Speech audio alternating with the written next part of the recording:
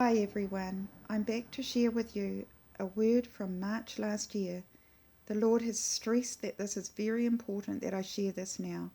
3 times in this last week, He has asked me to go back and share this word. So without further ado, this is the first vision I saw on in March 2019 on this particular day. And it was of a speech bubble with a Microsoft symbol in the top left hand corner, and there was a lamp shining on the speech bubble. And these are some Microsoft symbols here, brothers and sisters, and as you can see, the ones down here, I'll just point to them, are a wavy shape. That was the shape of the symbol, but it was all light blue. It was like this one here, divided into the 4 different squares, but all the squares were one color and it was light blue. And I knew it was a Microsoft symbol. Now, after receiving this vision, a few minutes later, I was given these 3 words: non-Victorian totalization. Now, when I wrote that down, I thought, what does this mean? I didn't even think totalization was a word. What did he mean by non-Victorian totalization? Now I understand that he's speaking about the era of the modern day, and totalization means to add up a summation. Let me go to some definitions. So here you are. This is speaking of totalize, is to make into a total. Can we totalize these different ideas into one philosophy? So we're not just talking about totaling up numbers, brothers and sisters. We're talking about totaling things into philosophies as well. It means combine, compound, put or add together, combine resources. So it's the gathering of information and coming to a summary or a philosophy, or understanding what all the data means, adding it together, doing a summation. So when the Lord was showing us non-Victorian totalization, and he showed us the World Web symbol, the internet symbol, he's talking about the gathering of information in this day and age. All the information received from so many devices, so many sensors, and bringing that information together to know so much about individuals, about businesses, about processes. It's the summation of this information and what is done with it. The Lord is warning us of the systems in this day and age. It's not Victorian. It's the modern day and age he's speaking of. What an unusual way to present it to me. But this image, this vision, and these words tell quite a story. And then just moving to the current time, on the 25th of April this year, I received the words written at the top of this page: stay away from internet for. And I thought, Lord, what do you mean? What's internet for? And I had to look into that as well, brothers and sisters. And I'm telling you now what I found out. This is a really good article that I found, and you can look for it online, and it's really worth looking at it. The internet, the whole internet World Wide Web system has been summarized in this article. They've called the current day, or the current stage of internet service, Internet 4. It's called the Ambient Internet, and it's from the years 2017 through to this present time. And brothers and sisters, it's all started. It's a very interesting story. I looked up where the web originated, and it originated by a scientist at CERN. And he figured that with all the different scientists around the world working towards creating this Hadron Collider, that they they needed a system where they could all share information and it could be gathered in a summation made of all the different information. So they created the World Wide Web. And here we are today with just such a complex system.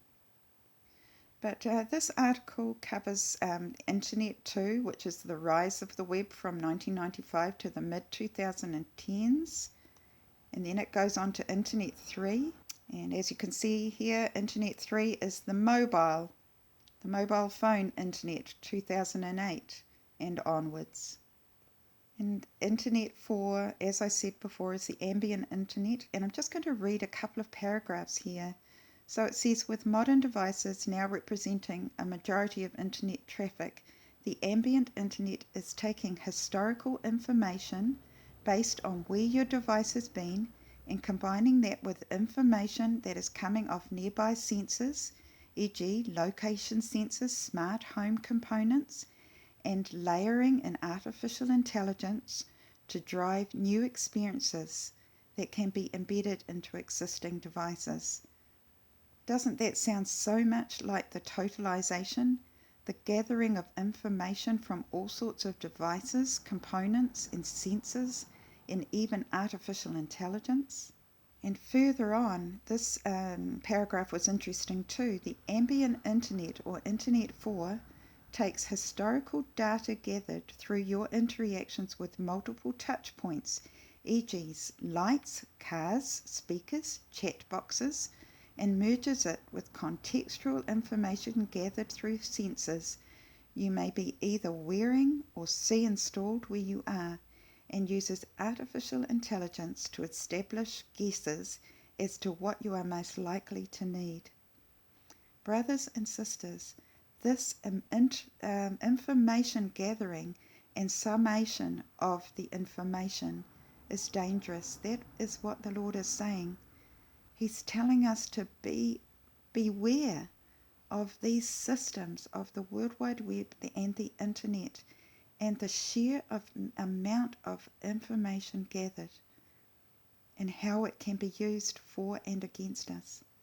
Now, on the night after I received the warning about the use of Internet 4, I received another vision, and this time it was of umbrellas in an umbrella stand. But the odd thing was that none of the umbrellas had a covering of material on them, and as I looked at the umbrellas in the stand, they began to shake and rattle as if to get my attention. Now, as I pondered this, I realized what the Lord was showing me was that umbrellas are not useful. They offer no protection without the covering. And just as this woman is under an umbrella frame without the covering, she will get no protection from the storm. The Lord is warning us about the Internet and about the fact that when we use it, we do not have the protection we need. We are exposed to all sorts of things. So everyone, we are no longer in the Victorian age. We are in the days of modern computing and internet services.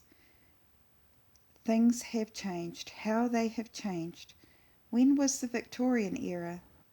The Victorian era was from 1837 to 1901, so in a span of about 80 years roughly. How things have changed, from the simple ways of the Victorian people to the modern days of craziness, where we are being watched constantly. There is no privacy anymore. So everyone, I just wish you every blessing. I just want to say this is just my interpretation of what the Lord has shown me, but I know for sure that He wanted this shared, and I can't stress more than I am now. Please bring it to the Lord yourself in prayer.